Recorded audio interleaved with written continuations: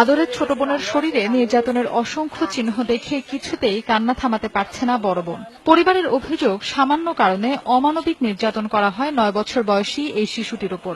1 বছর আগে পরিচিত মোস্তফা সর্দার নামে এক ব্যক্তির মাধ্যমে জান্নাত নামের এই শিশুটিকে গাজীপুরের জয়দেবপুর মিউনিসিপাল এলাকার ওমর ফারুক মনি বেগম দম্পতির বাড়িতে গৃহকর্মী হিসেবে পাঠানো হয়।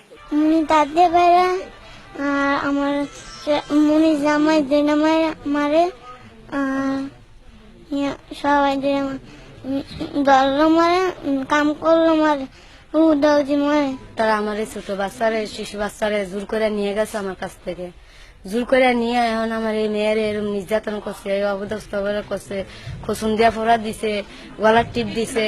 নির্যাতনের এক পর্যায়ে শিশুটির অবস্থার অবনতি ঘটলে তাকে বাড়িতে নিয়ে যায় মোস্তফা সর্দার। পরে জান্নাতকে হাইমচর উপজেলা স্বাস্থ্য কমপ্লেক্সে ভর্তি করা হয়। গরম ইস্ত্রি দিয়ে সেক দেওয়া হয়েছিল এবং এটা ওর মাথার ভিতরে বেশ বড় ধরনের জখম আছে। এছাড়াও জিআই তার দিয়ে, পাইপ দিয়ে এবং গরম লোহা দিয়ে বিভিন্ন জায়গা দিয়ে তাকে সেক দেওয়া হয়েছে। পায়েও বিভিন্ন ধরনের ইনজুরি আছে এবং হাঁটুর নিচ থেকে একদম পা পর্যন্ত পুরো পাটাই আসলে ফোলা।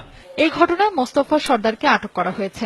এছাড়াও ওমর ফারুক ও মনি বেগম দম্পতিকে আটক করতে আইনগত ব্যবস্থা নেওয়ার কথা জানিয়েছে পুলিশ। গাজীপুরের পুলিশ কর্তৃপক্ষের সাথেও কথা বলেছি এবং আমরা সহায়তাকারী যে মোস্তফা তাকে সহ আমরা পাঠিয়েছি ইতিমধ্যেই।